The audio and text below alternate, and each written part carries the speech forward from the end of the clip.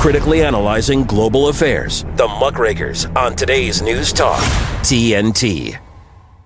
Well, hello and a very warm welcome back to the Muckrakers and me, Andrew Eborn. It's just gone 12 noon in London, 7 a.m. in Philadelphia, and around the world, it's time for the Muckrakers. And here on the Muckrakers, we pledge to continue tackling the most pressing and controversial news issues of our time. Our mission, as always, is to provide more light and less heat in our unwavering quest to uncover the truth and to inform, educate, and entertain, all with integrity, dignity, and respect. And it's absolutely vital we don't just ask the questions, but also question those answers. Well, it's widely publicised that today is my 100th show for TNT, including hosting every single episode of TNT's flagship investigative news and debate programme, The Muckrakers with Andrew Eborn. Who else? Always a joy. But my 100th show is also my last, because this is the last day that TNT will be producing, broadcasting. But rest assured, the Phoenix will be rising. You cannot hold such brilliant talent back. And for my last programme, undoubtedly on life support,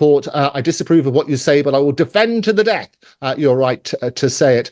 George Orwell, if liberty means anything at all, it means the right to tell people what they do not want to hear. Well, in the current climate, I think, therefore, I am arrested. Well, that's Starmageddon for you. I'm working on that sort of principle. It is scandalous what's going on. And to unpack it, I have brought you a galaxy of stars for today's show. And to start us off, we basically have an icon, if you like, in terms of free speech and other bits and pieces. The wonderful Laurence Fox. How are you, Laurence? Good morning, Andrew. I'm very happy to be on the show with you, but very sad it's the last one. It's a new chapter is going to happen. Absolutely. You normally have a cigar or something going on, and we normally supply with other bits and pieces. Yeah, I've got cigarettes ready for when I get heated about whatever issue we're going to. Well, it's easy to get heated. I've got my glass of champagne already toasting throughout, which is a better way of doing things. Oh, damn, bit early for me, but. Oh, no, but it's got to be good. It's early. It's not early for anybody. It wouldn't be early for George, though. Also, George Szamuely, who's joining us. How are you, George? I'm good. How are you, Andrew? Amazing. Well, it's lovely to have you back for this, the last TNT. I'll tell you that the interesting thing is George Szamuely and also Martin J were regular here. The idea was, as we expanded the Muckrakers, Laurence was going to be coming on as a regular Muckraker, together with Dan Wootton, who has been on the show as well. We were Neil Oliver, whose show I also do, and Calvin and various other people. All of that, I'm sure, will be an iteration sometime in the future. But for those of you who don't know, RADA-trained Laurence Fox is the third son of actor James Fox and his wife Mary. He's a British actor who's appeared in several important films, plays and television programmes, including the role of Detective Sergeant James Hathaway. Hopefully those royalty checks keep flooding in the long-running TV series Lewis. He's also a phenomenal musician. People always forget. They don't mention that. I don't know why. What do you play, Laurence? I see you've got piano behind you. Yeah, I'm sort of playing anything I'll give a go to any instrument, really. I'm jack of all trades, master of none. Okay, well, I'll give you a chance to think. But at the end of your little section, we'll get you to play us out on something appropriate. To bear that in mind. Transitioned into public life from being an actor and a musician. Basically became a vocal critic of political correctness and founding the Reclaim Party in 2020. And that focuses on free speech and opposing woke culture. His outspoken views have sparked controversy, and quite right too. George Szamuely is a senior research fellow at Global Policy Institute, and he's written for innumerable publications and is author of Bombs for Peace, NATO's Humanitarian War on Yugoslavia. And every single viewer of the Muckrakers has at least 2 copies, because I plug it every show, don't I, George? Absolutely. 2, make it 3 copies. 3 copies. My birthday has just been, but the Christmas is not so far away. I want to start with you, though, Laurence, and it's great to have you on the show. I see virtually every day there are news stories about you, and if ever it was true what sort of P.T. Barnum said, if you want to draw a crowd, start a fight. You are the master at starting fights. Tell me what inspired you to shift from acting to a more active role in politics and public discourse? Well, it's a good question. I think I started to notice that acting was becoming very PC, and the point of acting is to be very free. You know, you've got to feel that you're in a to use woke terminology, a safe space to express yourself. And you know, often you have to do some pretty stressful things. But it had become very contrived and PC and miserable, because usually also acting was full of quite good wits and humorous. But it became a bit miserable, and I started sort of pointing it out vaguely. And then I was invited, actually, after I'd written a song about wokery called "The Distance." I was invited on Question Time, and then I said it out loud on national TV. And I think they thought that I was going to just provide the sort of lovey perspective of like, can't we just all get along? It's lovely, it's great. But I ended up, I'm one of those rare fish in show business, well, ex-show business, which is a openly out of the closet social conservative. And it was an extraordinary view. Maybe that's a little subtle hint about your song. Maybe you might want to give us at the end of the section. I don't know if that's possible, but I'll throw it out there. Let's talk about that Newsnight interview, because in a way, that's when it all changed. Equity came out, your actors union came out against you. And tell us what views you're expressing. Just remind people what you said on that programme. I started off by saying I don't think actors should lecture people on climate change because we fly first class everywhere. And then I moved on to saying that Meghan Markle wasn't being hounded out of the UK because UK is systemically racist. I said that people just thought she was a bit of a bore. And then a woman from the audience said that I wasn't allowed to express myself because I was a white privileged male. And I said to her, that's racist. You're being racist. I can't change the fact that I'm white skinned. So that's racism. And just because it's against white people, it doesn't stop it being racist. And I think it sort of struck a chord. I got a card from, generals or whoever, whatever, from the vicarage, wherever. And or the only thing it said on the card was, it had to be said. Someone had to say it. Thank God it was you. And from then once they worked out that I wasn't into transitioning children and locking people down for colds and various things like that, it all just spiraled out of control, and I became public enemy number one, which is delightful. It's really good for your mental health. But it's really tricky, isn't it? And you had a bit more controversy afterwards when on your GB News show, and I used to see you there regularly. When I as you know, I have the joy of working with Neil Oliver, and it is a real joy. And tell me about that evening. Well, I think my problem generally is that I listen to a lot of American podcasts, and they obviously have a real celebration of free speech. So, I just sort of get used to the language they use, especially for the Megyn Kelly and stuff like that. She's effing and blinding and all of that. And I just sort of assumed that England was the same. That the terrible landmine of saying you wouldn't want to have sex with someone because they, I think I was trying to say you wouldn't want to have a long-term relationship with a woke woman because she'll make your life a misery. Who was laughing at not laughing, but belittling male suicide. And so I just said, who'd want to shag that as a joke? The producers knew I was going to say it because I told them I was going to say it. But then once the lefty pylon began, the free speech champions over at GB News decided to, get everyone to go on an apology tour and make an example of me. So, and I got to add misogynist to the long list of pejoratives that I have been given since 2020. So I think I'm everything except I am a transphobe. Yeah, so I'm everything. I think. And you burn rainbow flags and so on and so forth. So you certainly know how to spark controversy. And the biggest thing I had about that Eva comment was really, Jeff Norcott, where it all started beforehand on the BBC programme, was talking about a real issue, which you're a campaigner for, which was about men's mental health, isn't it? Absolutely. I not only have I had my run-ins with mental health myself over the years, I've had I've lost friends to suicide, and it's the biggest killer of men under 50. And so don't laugh at it. Thanks very much. And it's this sort of thing of modern woke progressivism, which has all of its origins in feminism. Actually, I think a lot of it, which is just constantly feeling upset about everything. And I was sort of shocked and blown away by the response to that. I seem to find these landmines and jump on them, but I think someone's got to do it. I don't want to live in a miserable world. And so if mocking things and laughing at them and pointing out the ridiculous hypocrisy of stuff is dreadful, then bring it on, because someone's got to do it.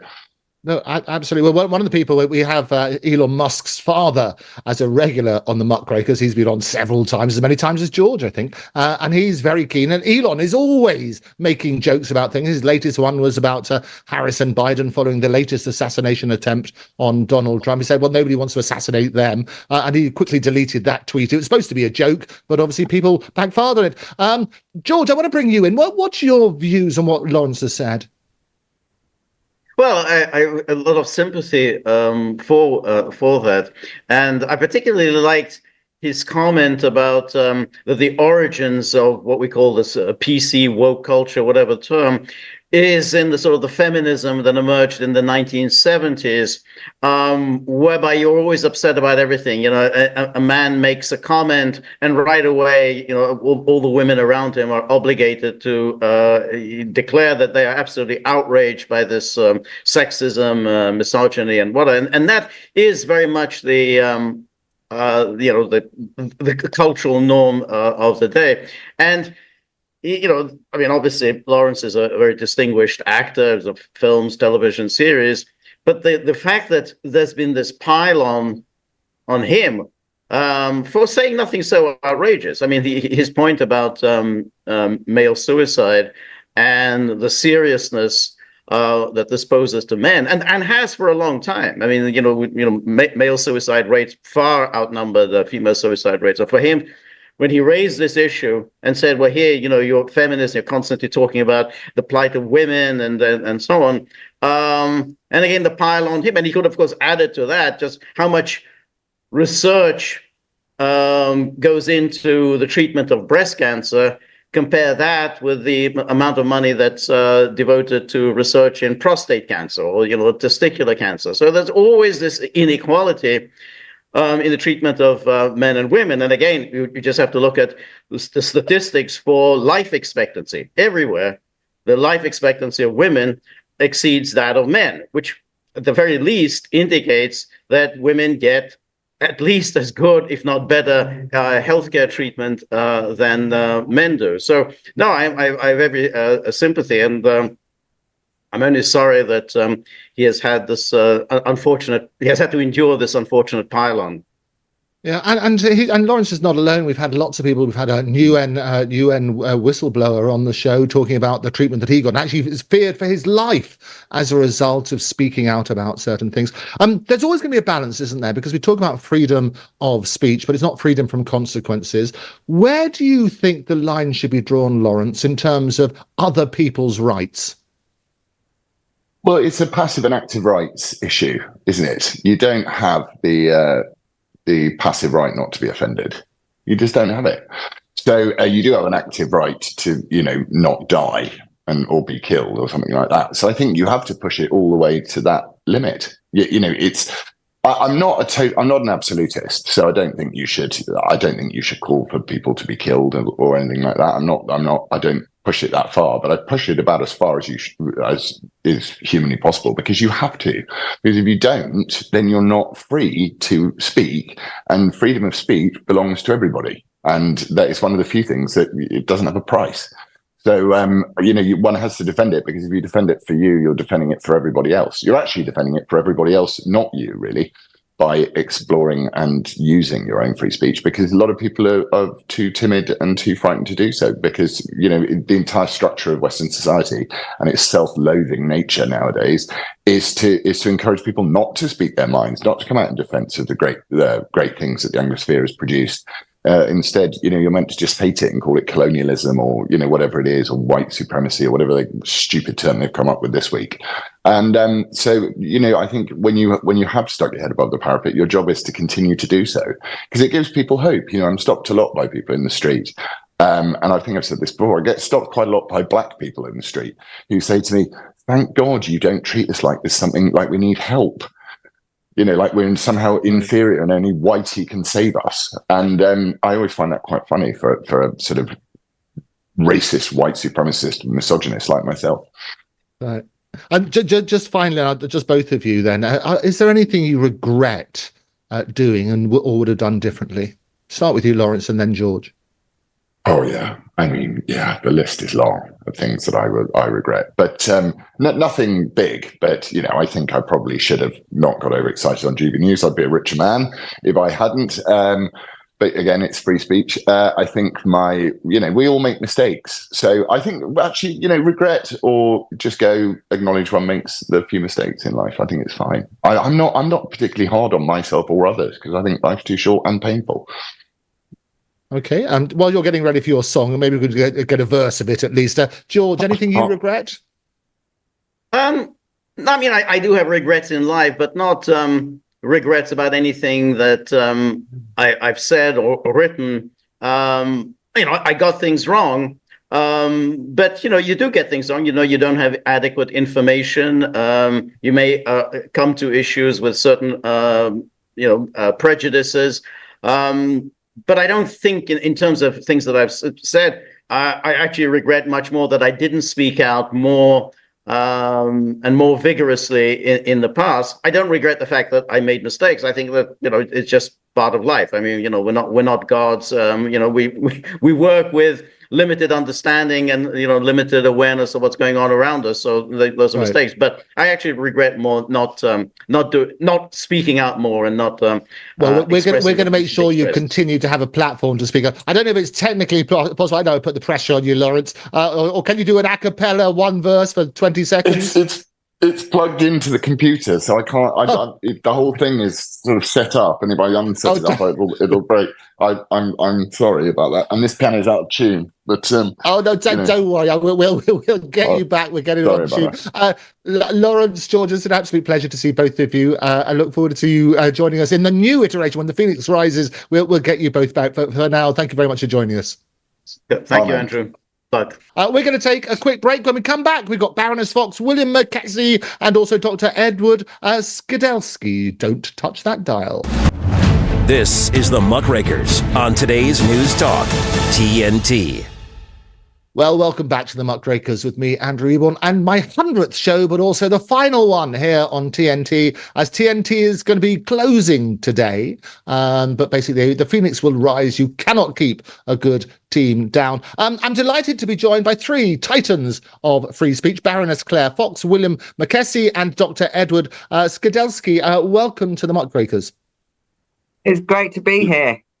It's great to see you all. And Claire, I've had the pleasure of sharing many a platform with, more platforms than Paddington. And also we got together, didn't we, very recently at a party where both of these people also were absolute joy. But for those who don't know, let me give a quick overview of Claire. She's the director of the Academy of Ideas, which she established to create a public space where ideas can be contested without constraint. And in September 2020, Claire became a member of the House of Lords as Baroness Fox of Buckley. And Dr. Edward Skidelsky is Director of Committee for Academic Freedom, and he's also a lecturer at Exeter University, specialising in aesthetics and moral philosophy. He's Director and founder of the Committee for Academic Freedom.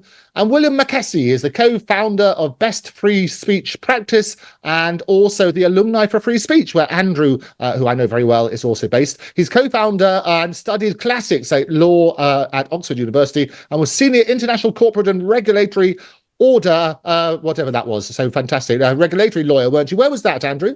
Sorry, where was that, William? London, but actually mainly in Hong Kong. I spent a long time out there. Very different over there. And different freedom of speech, basic rules and regulations. A bit tougher to speak out now, isn't it? It is changed a lot in the last few years, not for the better, I'm afraid.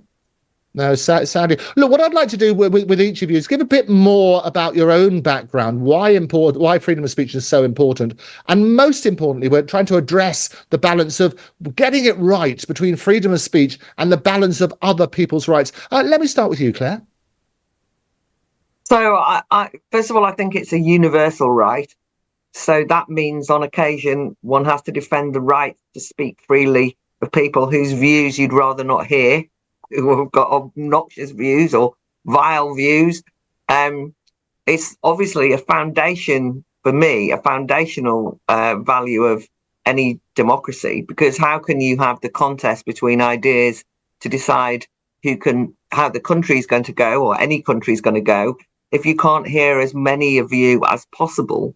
And of course, it then affects in particular ways everything from the arts to universities, because there are particular reasons why you want artistic freedom, because it liberates creativity. People can imagine the unimaginable in the university sector in order to be able to prod and research and think through, everything from history to science. One needs to be able to, again, ask questions, push and pull, and so on and so forth. So this kind of censorious climate we live in is bad for, a democratic, rich public discussion atmosphere, but is also going to have a detrimental impact on some of the things we hold dear, as I say, from stymieing brilliant artworks to silencing students in seminars and academics doing invaluable research. Let me bring you on, William. Tell me about a number of projects you're involved with freedom of speech. Tell me about both organisations and your view on getting the balance right between freedom of speech and other democratic rights. Well, we have two organisations. One is a pressure group called Alumni for Free Speech, it's aimed at universities, and try to persuade them and, if necessary, inflict pain for transgressions, failures. The second is called Best Free Speech Practice, which is trying to identify what the law actually requires in practice for the protection of free speech in the UK. Is a great deal more demanding than institutions seem to appreciate. So it's a priceless weapon, and actually we're making progress in persuasion. Why it's so important? In a way, I ask you two questions: which countries that don't have high free speech protection would you want to live in, and how do you get good outcomes and policies without vigorous debate? They're fundamental to a healthy society, and that's why it's a fundamental human right reflected in international law, and strongly reflected in the UK. Is just terribly important. Yeah, no, all excellent points on that sort of basis. Let me just bring some headline news in from you, Edward. Tell us about your particular passion on sort of freedom of speech and your organisation. Thank you. So I'm a relative newcomer to this debate. I lived a quiet, retired academic life until about 2020-21, when I noticed a sudden change in the culture at my university, University of Exeter, which was echoed from my colleagues at other universities. Students started being disciplined for things they'd said in seminars. We started receiving emails from our department asking us to decolonize the curriculum to make it less white and Eurocentric. And all this was completely unprecedented and came as a big shock to me. It was the sort of thing I associated with places like the old Soviet Union. So I felt we really got to organize and take a stand to stop this, or it will just carry on and it will get worse and worse. So that's when I set up the Committee for Academic Freedom to try to organize academics to protest what was going on in the universities. And it is extraordinary, isn't it? Because so many people, and I go to a number of these events, such as the glorious event we had just by Westminster earlier on this week. And there are lots of people who are very scared to speak out, a lot of journalists in particular, because they're being arrested now. And trying to get that balance right as people are clamping down on free speech. And we had a big, well, I think the freedom of speech conference. There was a little seminar or a talk was organised in a pub in Brighton. And they basically got shut down because they were questioning things about transgender identity and how that's being taught in the classroom. Well, I phoned up the pub and spoke to somebody there, and I explained about the story because the whole media is now focusing on them. And they publicly said, look, you can tell people that we don't want to comment, and they wouldn't give their name. And I said, well, I repeated the accusations to them and I said, look, are you happy for me to say that is your official position? You're not going to comment, you don't want to give your name in spite of the opportunity to basically balance the story. And they said, no, absolutely, we confirm that we're happy for you to do that. It is that balance, isn't it, between freedom of speech and other rights. And how do we get that balance right, Claire? I don't know that there is a balance. I mean, I don't know that the other rights mean very much if you haven't got freedom of speech. So we had a ludicrous situation in the UK recently where, having gone through months and months and months of debate and argument in Parliament around a new bill which was going to enhance free speech rights, called the Higher Education Free Speech Bill, that then became an Act of Parliament. The new government came in, and a week before it was actually officially stamped and sealed, they cancelled the bill. And what they said was, oh, well, what we're doing is, apart from anything else, they said it's more important that universities concentrate on financially consolidating their interests and making sure that they can deal with the challenges they have, because many universities are under a lot of pressure from the point of view of money, rather than getting carried away with this kind of like almost like a side issue. I mean, they use other excuses, but I won't go into it. And the thing that really struck me was, so they want to keep universities open, but they don't think that academic freedom is important. Well, you can't have a university unless you give an enhanced duty of academic freedom. I mean, that just means you're keeping a building open with the words university above it. It's not quite the same. Right. I think that, again, democracy without free speech being central is an empty vessel. And we organise a big festival every year called the Battle of Ideas Festival. It's one of the things that I do. We've got one coming up in London on October the 19th and 20th.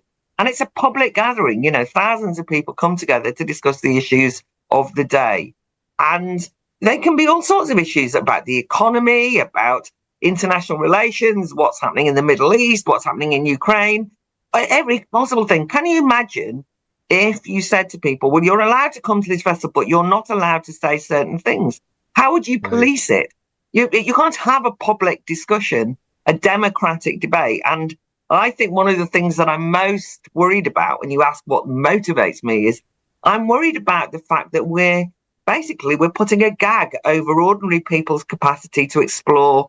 They're rightfully able to think about the world they want to live in. To think out loud is very important. And when you think out loud, you misspeak often because you're experimenting in thought. You want to live freely, but you want to say, what would happen if we did this? What about this? If you have to, you're so frightened to speak that it's like you're following a script written by somebody else. You actually are less human.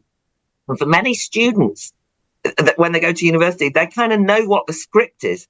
They kind of say all the right things, but they don't believe it. So they're speaking in bad faith.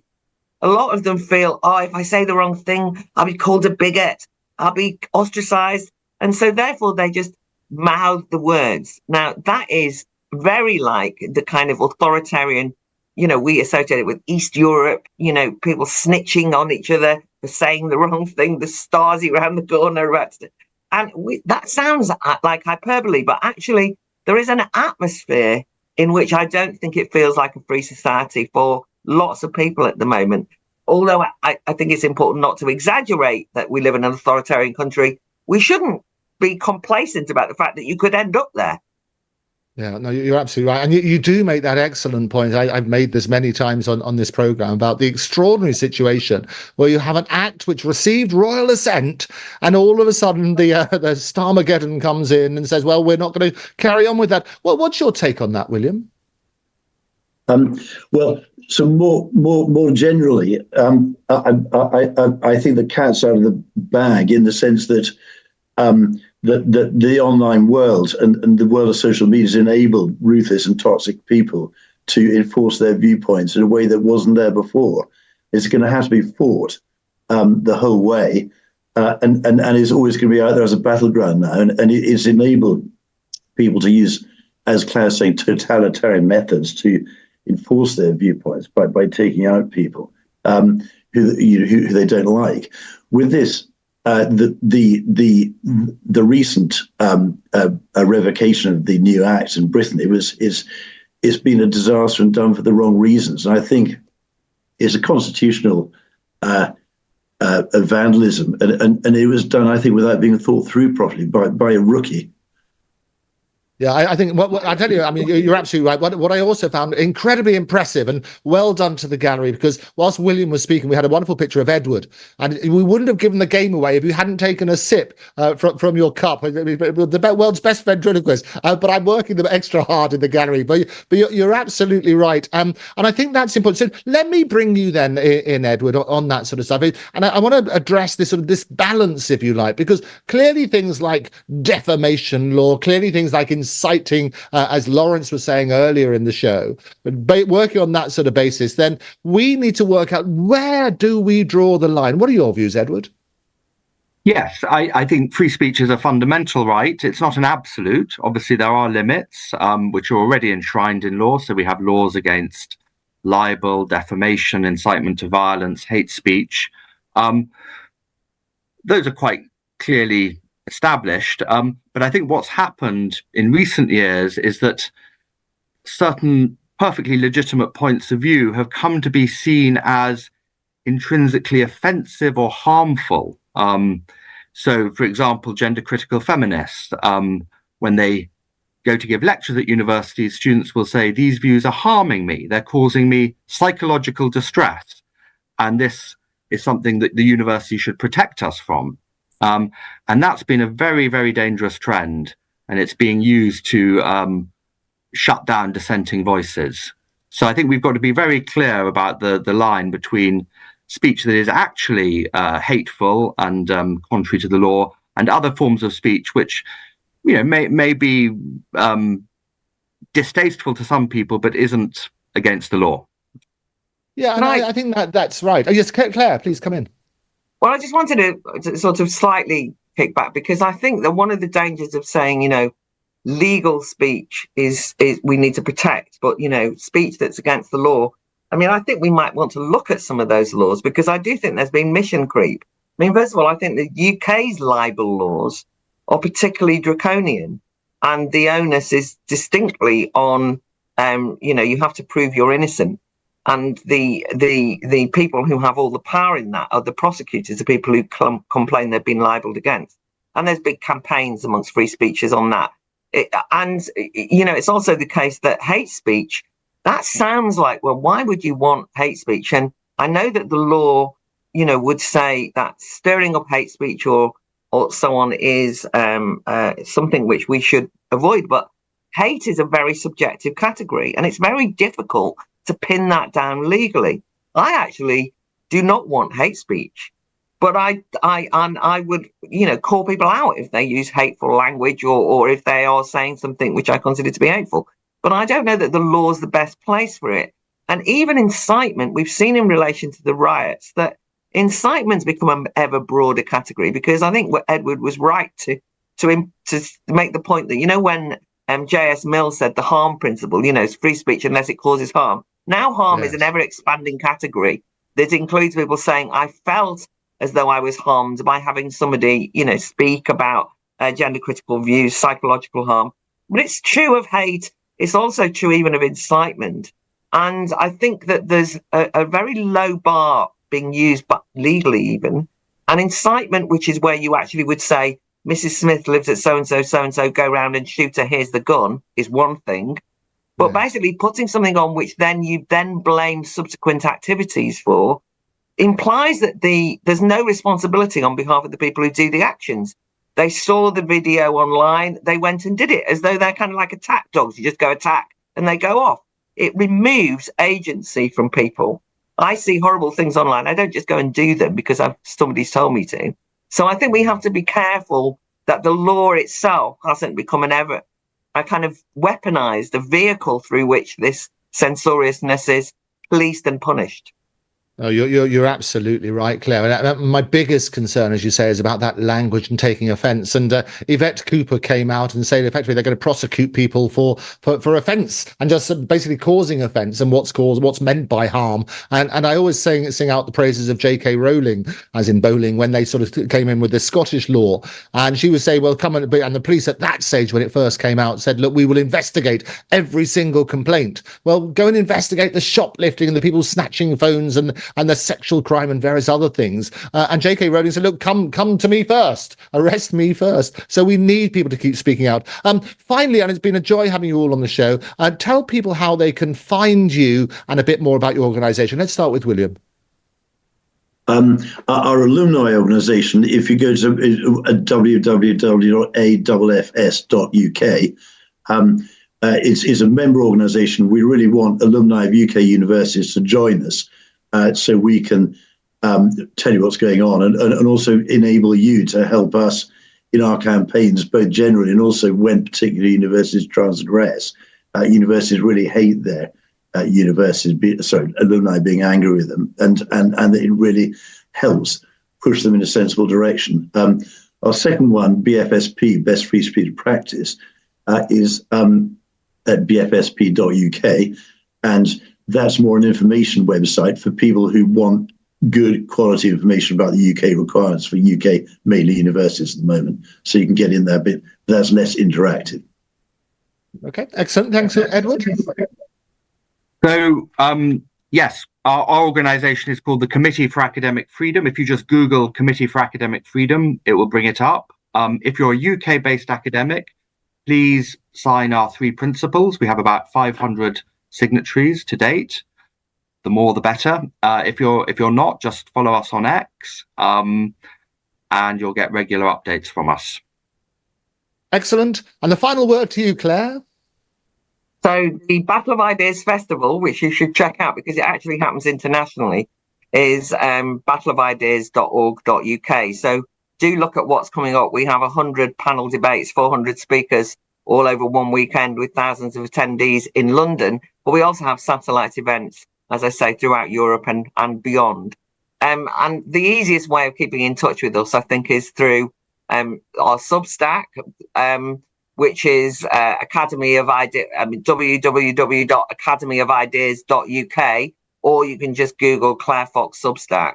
I think it's a kind of, we try and be a one-stop shop, and I just like to commend William and Edward and all their organisations. These are on-the-ground organisations that really do the hard grind of creating a different kind of atmosphere. And what the Academy of Ideas does, it tries to work particularly with young people, but with everyone and anyone, to bring them together, some kind of a mothership where everyone can get together and live freely by speaking freely at events that we organise. So come along.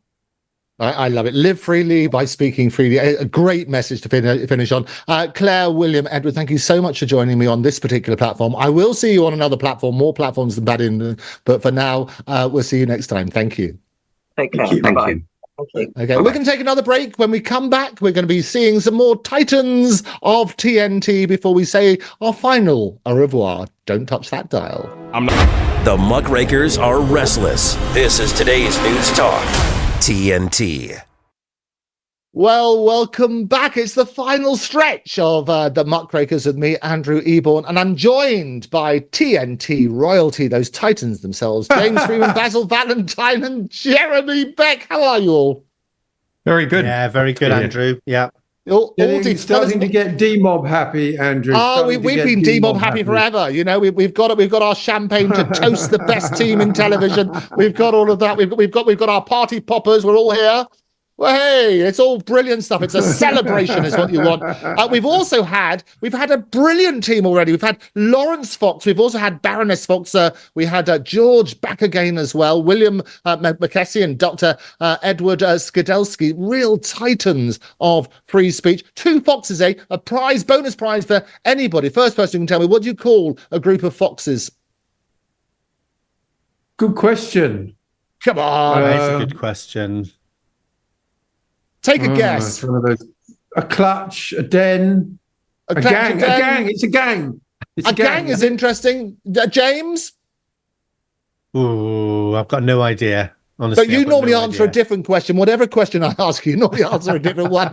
Jeremy, go on, tell us, fill us in, Mr. Well, Producer. it's a flock of sheep, so it can't be a flock of foxes. I don't know. That'd be fantastic. Flock off. No, it's not. It's not a flock. It is, in fact, what I love. It's called a skulk. Can you believe it's called a skulk of foxes? There you go. You live and learn here and everything else. Everybody knows about Basil and James because they're in front of the camera all the time here on the Muckrakers. You will not know that tirelessly for my 100 programs, one person has been behind the scenes, the kingmaker, if you like, for the vast majority of those, and that is Jeremy. And I torture him virtually every morning at ridiculous times throughout the night. And he's a producer at TNT and a brilliant one. You've seen him on screen, I think, on Mike's show and various others. But he's also an independent political and media consultant. He's got decades of experience in studying and writing about globalization and has covered many related subjects, including COVID-19, climate change, alarmism, as he calls it, and the World Economic Forum. He's always a fan of that. He has a degree with honours in mechanical engineering and computing, which is why he was so keen that on the Muckrakers we covered here 9/11. He brought in lots of the engineers talking about Building 7, just saying it just was not possible, and many other projects. Jeremy, let me start with you then. What have been your highlights of the Muckrakers?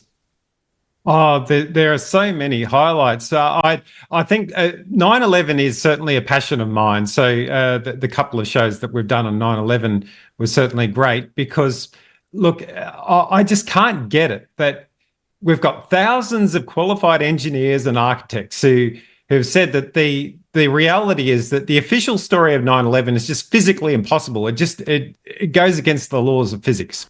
And why are not more people questioning it? Well, we at the Muckrakers, we question everything. And that goes from that to the war in Ukraine, to the Middle East, to every single story that we've covered. We question all the hard topics, which you just simply don't get from other media. No, and it is essential that in this diseased information age that we do continue to question everything. Now, when I was told that Basil had these golden tonsils, as Mike told me, I suggested to Mike, well, maybe he should sing out a particular song. And I spoke with Basil about it, and he did My Way. I thought he was going to do it on the Muckrakers. He ended up doing it on Mike's show, which is much better on that sort of thing. But when we discuss it, was the inspiration for other talent within TNT? And Jeremy says, actually, I love to sing. Tell me about that, Jeremy. Yes, I do love to sing. And after hearing Basil's wonderful voice singing Frank Sinatra's My Way, and that was on the Mike Ryan show on Wednesday, I was really inspired to sing because I haven't done much singing lately. I've just been so busy with all the media and politics. So there is a song that I have sung over the years, Ich liebe dich. It's a love song by Ludwig van Beethoven. He composed in 1795, and he first published it in 1803. I think it's appropriate to sing this now because aside from being a love song, it's a song about sorrow. And of course, it is a sad time that TNT is officially closing. Now, Mike did say today, watch this space and all is not lost. And he said we'll work out something that TNT 2.0 will start within 4 to 5 weeks, hopefully. So perhaps something is possible. But at this stage, of course, it is very sad that the TNT is closing today. Hopefully something can happen. But in any case, it is a sad time, but it's also it's a joyous time where we've really developed so many relationships through TNT, and we've uncovered truth. We've fought against all sorts of lies that you get in most of the media. And I think at a time like this, we need beauty, and what better than singing beautiful music. And I think this song is a fitting song because it is a song of sorrow and it's a song of love. And we've developed so many relationships, and I just love what we've done at TNT. I love Mike Ryan and Jenny Squires and all the producers and the presenters and all the people who have made it happen, and the guests we couldn't do the shows without all of these fantastic people.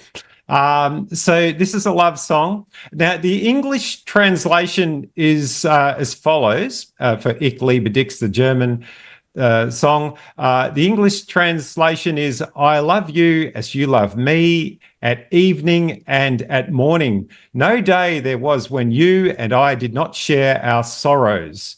For me and you they were, when shared, an easy burden. You comforted me in my distress. I wept when you lamented. May God then bless you, you, my life's delight.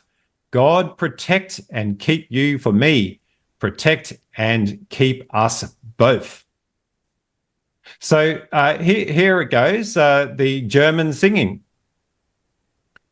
Ich liebe dich so wie du mich am Abend am Morgen, noch war kein Tag, wo du und ich nicht teilten unsere Sorgen. Ach, waren sie für dich und mich geteilt, leicht zu tragen. Du tröstetest in Kummer mich, ich weint in deine Klagen, in deine Klagen. Drum Gottes Segen über dir, du meines Lebens Freude. Gott schützt dich, behalt dich mehr, Schutz und erhaut uns beide. Gott schütze dich, erhaut dich mehr, Schutz und erhaut uns beide, erhaut uns beide, erhaut uns beide.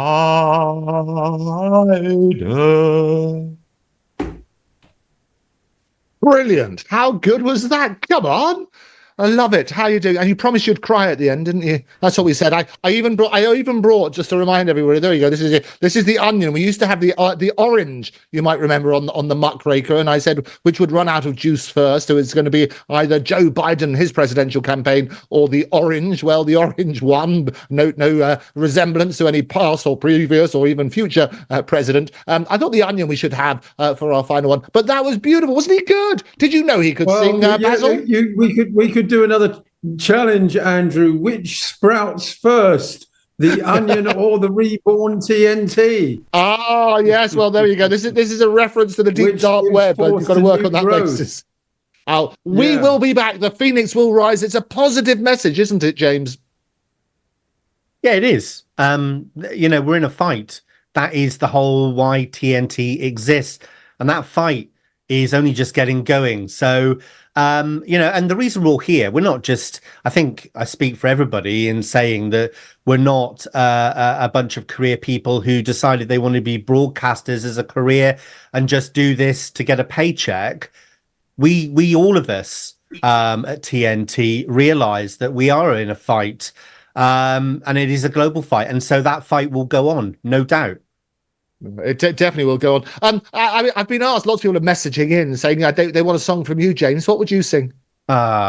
Listen, I was a choir boy in a cathedral many, many years ago. I must have been about 12, 13 at the time. And I actually used to get paid when I could sing. But you're not going to get me singing live on air now. Guaranteed. Well, the other thing I said I'd get you to do, as it is the last Muckrakers, is to let your hair down. I'll do that as a compromise. Go on, get your hair down as a compromise. Shake it about a bit. Do that wonderful advert. Well, I did this once. Once on air, and I got reprimanded by boss man Mike Ryan. The lovely boss man. Shake it out. Give it a shake. Let's have a look. This is it. Shake it so I can see it. There we go. That's the one. Come on. How good is that? He's letting his hair down on the final version of the Muckrakers. I told you it would work. It's glorious. Do you go to heavy metal concerts at the weekends, James? Is that why you've got the hair? No, I guess if you want to attach it to something, I'm a biker. I've got a nice big motorbike in the garage. So if you're going to attach it to something, attach it to that. Okay, I absolutely love it. What is your bike? Because we've got to have the details. What is the bike? Oh, it's a Kawasaki Ninja 1000 SX. It's a sports bike. We love a bit of SX. It's got to be good. Very quickly then, I want to brilliantly done by Jeremy. We're all in tears. He did promise he's going to cry at the end as well as good. Both of you then, your highlights from the Muckrakers, 30 seconds each. Let's start with you, Basil. Well, my highlight is coming up at the end of the program. I'm going to sing us out with a special ditty. But I have enjoyed meeting Errol Musk and look forward to keeping in touch, actually. No, he's been brilliant, and what I love about it is that every week we can unpack what Elon, because he managed to dominate the headlines. Yes. So I was saying to Laurence that if you want to start a fight, well, basically that's what you do. You want to draw a crowd, start a fight. That's P.T. Barnum said that. Well, Elon is brilliant at that, and he has a very similar sense of humour as Laurence, and Laurence has been cancelled all over the place because of the comments that he makes. Elon does the same thing, but he deletes those tweets on a much bigger scale. Okay, very interesting. And what's your highlight, James? I think it has to be the show that we did recently with Charlie Mullins, where we talked about the pandemic and the injections and all that, because it is the thing which really started my whole journey, certainly on the activism side anyway, because of what happened. It was very personal to me what happened over that period, because I'm a freedom-loving person. I really don't like being told what to do, and to have the government implying that we must take this injection. Well, yeah, I mean that installed a fire inside of me, which is still alive now. So that show was great, not because I held Charlie Mullins to account, which I also did. It was more because of the topic and just the passion that it brings out in me. Yeah, and it's so vital we keep asking those questions. We will be back. The feelings will continue to rise. But as we close this chapter, I want to thank... which has given me my cue, Andrew. Well, let me first of all thank Mike, Jenny, Vicky, Murray, Steve, Jeremy, Charlotte, Tom, my fellow Muckrakers, our incredible guests, and most of all you, the viewers and listeners. Your commitment to the quest of the truth has been our driving force, and it's been an honour to navigate the toughest issues alongside such a dedicated audience. The Muckrakers was never just a show, it was a journey we took together, hand in hand, seeking light in the darkest places. You've been more than our audience, you've been our family, sharing last frustrations and hard truths, creating bonds that will forever fade, never, ever, ever fade. I've been Andrew Eborn, you've been great, and we'll see you on the other side. Take care.